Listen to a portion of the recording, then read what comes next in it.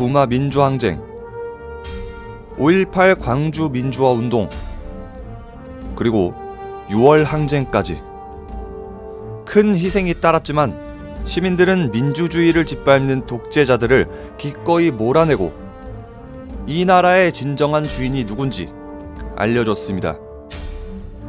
이처럼 대한민국 민주주의의 역사 그 중심에는 언제나 시민들이 있었죠. 3년 전 개봉한 영화 변호인은 1981년 부산에서 일어난 불임 사건을 모티브로 만든 영화입니다.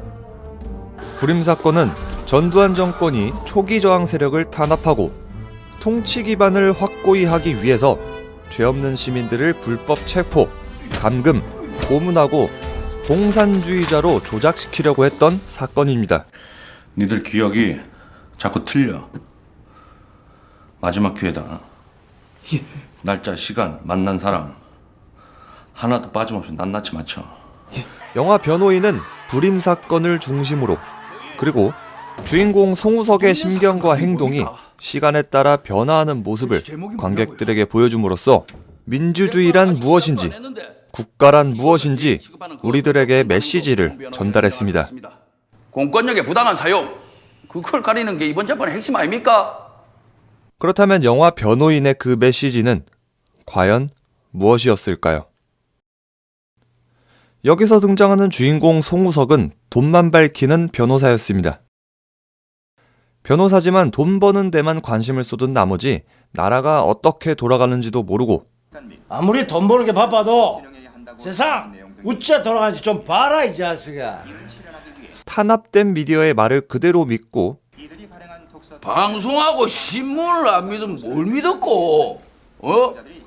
심지어는 데모하는 학생들에게는 공부하기 싫어서 데모하는 거라고 치부해버립니다. 저 공부하기 싫어가 지랄병 드는 거 아이가 저거 뭐고 저거? 네 자들이 와 데모하는지 한 번이라도 생각해 본 적 있나? 어쩌면 이런 송우석의 모습은 우리들의 추한 자화상일지도 모릅니다. 하지만 송우석은 한 사람이, 내 이웃이, 하나의 인격이 국가로부터 이유도 모른 채 짓밟히고 유린당하는 것을 목격한 시점을 전환점으로 인물이 변화하기 시작합니다. 그는 이제 자신에게 주어진 모든 기회를 포기하고 그가 옳다고 믿는 것을 지키기 위해 힘쓰기 시작합니다. 우리 아들 건우 연우는 이런 어처구니 없는 일로 브레이크 안 걸리는 세상에 살게 하려고 해. 이렇게 영화 변호인은 열심히 살지만 속물처럼 보이기도 하는 송우석이라는 인물을 시간이 지날수록 변화하는 모습을 보여주고, 이렇게 변해가는 송우석이라는 인물을 통해 관객들에게 하나의 메시지를 전달합니다.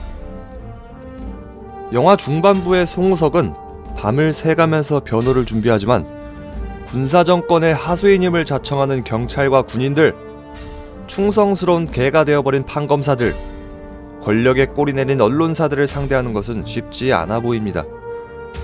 그리고 그 뒤를 봐주는 거대한 권력은 절대 넘을 수 없는 산처럼도 보입니다. 어쩌면 그는 이길 수 없는 싸움을 하고 있는 건지도 모릅니다. 여기서 등장하는 차동영 경감은 국가는 국민보다 우선하며 수단 방법을 가리지 않고 국가의 질서는 유지되어야 한다고 말합니다. 그 어떤 희생이 따르더라도 말이죠. 집에 가서 곰곰이 생각해봐. 우리 같은 사람이 얼마나 고마운 사람인가. 당신이 할 수 있는 애국이 뭔가. 하지만 시민들은 너무나도 큰 희생을 치러야 했습니다. 그리고 차동영 경감은 자기가 하는 일이 진짜 애국이라고 믿는 태도도 보입니다. 그렇다면 그가 그렇게 온갖 더러운 짓을 해가면서 지키려 했던 국가란 과연 무엇입니까? 산산이 조각나버린 민주주의와 피로 얼룩진 군사정권은, 그렇게 지켜진 국가는 그에게 어떤 의미가 있는 걸까요? 어쩌면 그도 자신의 행동을 정당화시키기 위한 변명만을 늘어놓았던 것이 아닐까요? 재판 결과는 애초부터 정해져 있었는지도 모르겠습니다. 영화의 결말도 우린 이미 눈치챘는지도 모릅니다. 하지만 송우석은 불임 사건 이후 억압과 통제, 폭력을 일삼는 나라, 법치주의와 민주주의가 파괴된 나라, 상식이 통하지 않는 나라에 환멸감을 느끼고 상식이 통하는 더 나은 세상을 만들기 위해 인권 변호사로서의 길을 걷습니다. 우리들이 지금 살고 있는 세상은 분명 예전보다는 많이 좋아졌습니다. 그런데 지금의 세상은 절대 한 사람의 힘만으로는 이룰 수 없습니다. 만약 그때의 시민들이 두려워서, 관심 없어서, 바빠서, 먹고 사느라 힘들어서 아무것도 하지 않았다면 지금의 우리들은 과거보다 더 나은 민주주의를 쟁취할 수 있었을까요? 아니면 혹시 우리들은 지금 두려워서, 관심 없어서, 바빠서, 먹고 사느라 힘들어서 침묵하지 않았나요? 계속해서 침묵한다면 영화 변호인에서 등장하는 피해자들은 언젠가 우리들의 이웃이 될 수도, 가까우면 동료, 친한 친구, 아끼는 가족, 심지어 자기 자신이 그 피해자가 될 수도 있습니다. 영화 변호인이 주는 메시지는 바로 이것입니다.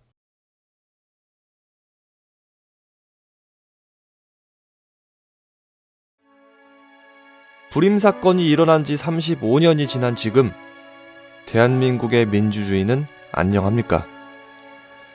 여전히 대한민국의 민주주의는 누군가의 사사로운 욕심 때문에 흔들리고 있지는 않습니까? 그리고 앞으로는 권력을 사유화시키려는 일이 다시는 벌어지지 않을 거라고 여러분들은 장담할 수 있습니까? 민주주의 국가에서 권력은 절대로 사유화되어서는 안 됩니다. 국민에게 위임받은 권력은 오로지 국민을 위해서만 사용되어야 합니다. 어떠한 경우에도 공익을 무시하고 사익을 추구해서는 안 됩니다. 그렇기에 우리는 방관자가 아닌 감시자가 되어야 합니다. 우리 시민들은 귀를 열고 바른 소리를 듣고 두 눈 뜨고 지켜보고 입 열고 당당히 요구할 줄 알아야 합니다. 그리고 행동할 줄 알아야 합니다. 그들에게 항상 지켜보고 있다는 두려움을 심어줘야 합니다. 그러면 오늘날의 우리들은 오늘보다 훨씬 더 발전된 내일의 민주주의를 이룩할 수 있지 않을까요? 그리고 다음 세대에 더 나은 나라를 물려줄 수 있지 않을까요? 그래야 후대에 우리들은 진정한 민주시민이었노라고 당당히 말할 수 있지 않을까요? 대한민국 헌법 제1조 2항 대한민국 주권은 국민에 있고 모든 권력은 국민으로부터 나온다. 국가는 국민입니다.